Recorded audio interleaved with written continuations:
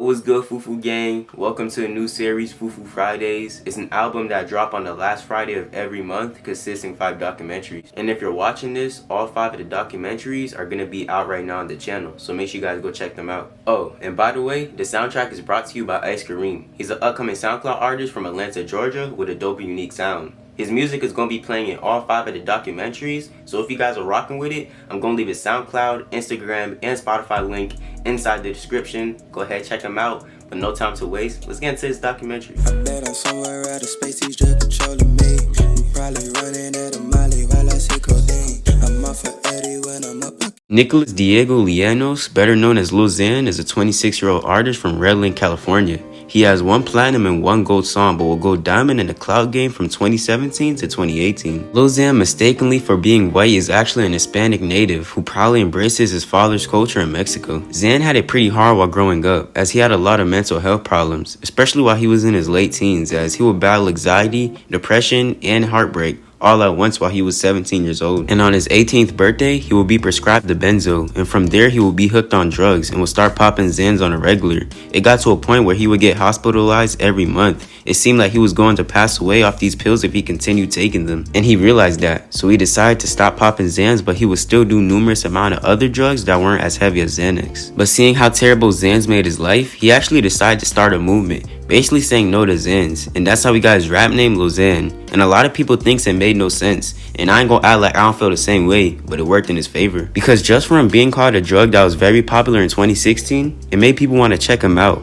as they thought he was one big meme. But once they found out he made music, his brand and image will be a little bit more interesting, as it will be a plot twist to the fans. Can't go back to sleep. I'm off the nicotine. I'm off the PCP. I let my nigga hit the pit when he ain't got no weed. I cross. Xan started making a lot of noise in the underground with songs like Slingshot, Ben Bout It, and Xanarchy. They will make him one of the biggest names that was next to blow, and that will put him in the eyes of famous Lyrical Lemonade founder Cole Bennett. And on August 28th, 2017, Lil Xan would drop his smash hit song called Betrayed on the Lyrical Lemonade channel. And as of 2022, this song is close to 300 million views on YouTube and is certified platinum. The song would shock the world, as when people would click on the music video to someone named Lil Xan, they would think that he would be glorifying Xans and drugs, but it was actually the opposite.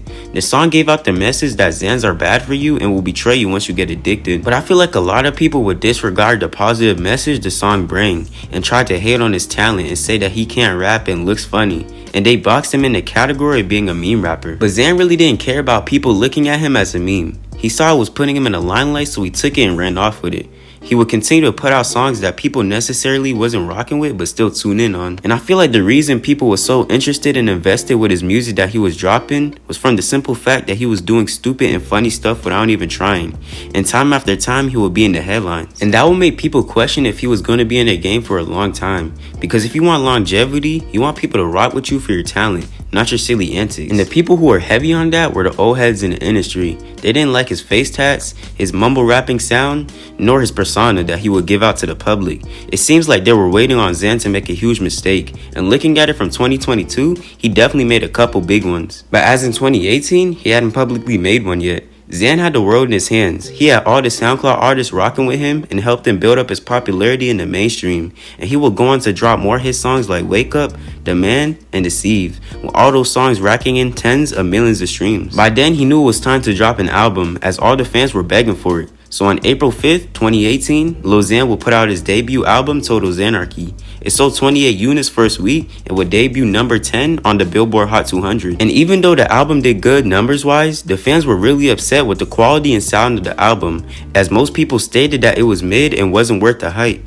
People were slowly starting to realize that the talent wasn't there, because you really can't use jokes and antics for someone to enjoy the album start to finish. Xan would say as an excuse that he had better songs in the vote that he wanted to put on the album, but he couldn't because his management and label chose the track list and he didn't have a say on what made the final cut. So the fans cut him a little slack. But Xan would go back to his regular type of timing after the project and would continue to make the headlines for dumb reasons.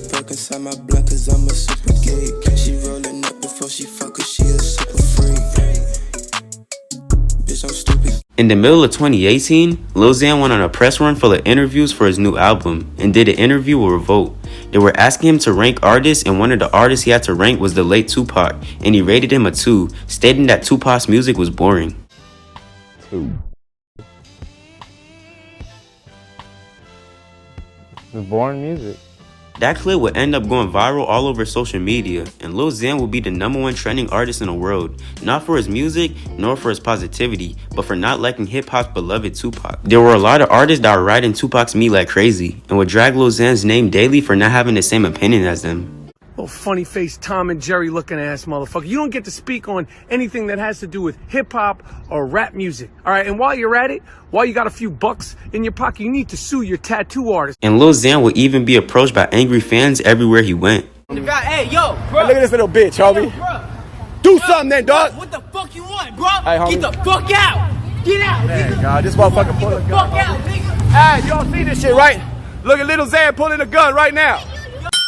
Now, this was probably Xan's biggest moment of backlash he ever received publicly, and I personally didn't understand why, because hip-hop's subjective, and they tried to take his voice away. Every old head was stressing and getting angry from what he said, and they would say the same thing. Why isn't nobody speaking down on Tupac? But my question is, why are you letting a quote-unquote nobody get you this mad over a valid opinion on somebody else that's not even you? To be honest, I believe this situation wouldn't have hurt Lil Xan's career as much if he had stayed 10 toes down and stood on the words that he said. But he showed the internet that he was vulnerable and then regressed with the words that he said. So they knew it was time to pick him from the inside to the out. And from there will be a domino effect of insane hate from the industry. It was almost as if he was a punching bag and they took him as a joke. Even when Lil Xan was doing good or dropping good music, people would still have a reason to hate on him, like when he dropped Colorblind with Diplo. That song was actually beautiful and amazing and will perform well numbers wise, as at the time of this recording it's certified gold, but nobody wanted to give him his credit and the industry was still mad at him. It was clear that because he made those comments that he would never get the recognition, even if he really did earn it.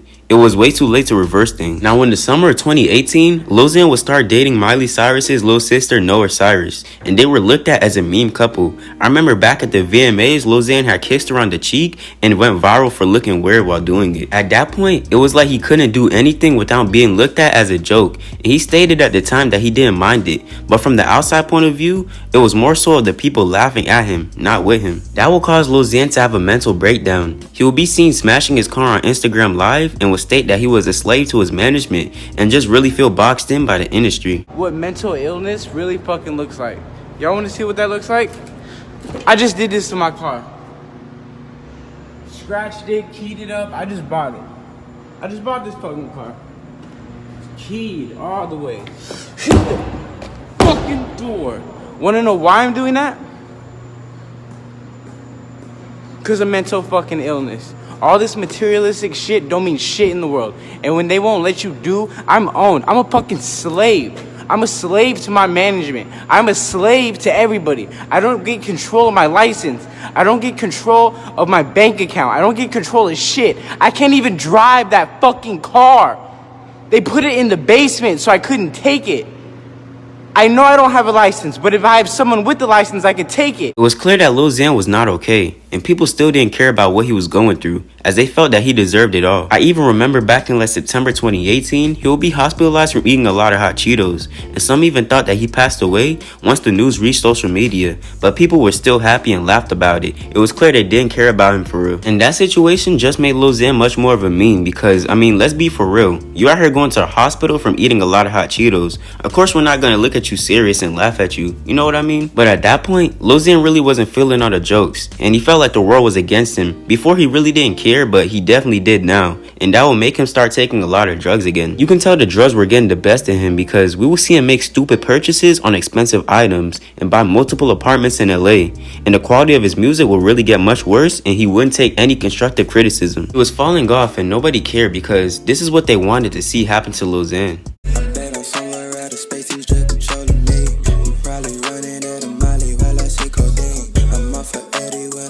In 2019, Lil Xan would slowly stop dropping music and wouldn't give his fans a project, so that took him out the limelight completely, as a joke was getting played out and didn't have solid music for the fans to fall back on. It made everyone question if there was a Lil Xan fan or not. His streams were starting to get lower and the fans were starting to leave. It was almost as if everything the old heads said was gonna happen to Lil Xan was happening, and Lil Xan knew it. Fast forward to 2022, Lil Xan will come out publicly blaming his former manager Stat Quo for supplying him drugs and keeping him from having a clear mindset. He would use that as an excuse to why he fell off, and says if his management didn't put him on drugs, he would have still been big, as he wouldn't have made the mistake that he was making.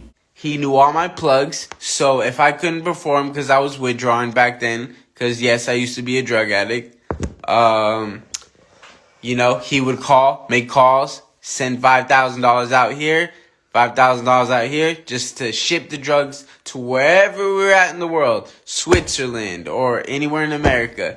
And he's gonna act like he didn't do that, like a fucking hypocrite. And I'm really feeling like I should take him to court, right? Because that was the time I almost died from the drugs. I was so skinny, unhealthy. That's a big reason why I haven't dropped another album, is because it put such a bad taste after I got sober. It put such a bad taste in my mouth, like, to even want to make music, knowing how fucked the industry is. They just want to keep you alive long enough to make their fucking money. And if you die, even better for them. Because guess what? It's easier to manage a dead artist than an alive one. This clip will go viral and will make Xan's name surface the headlines again. But just like any other time, it was from controversy.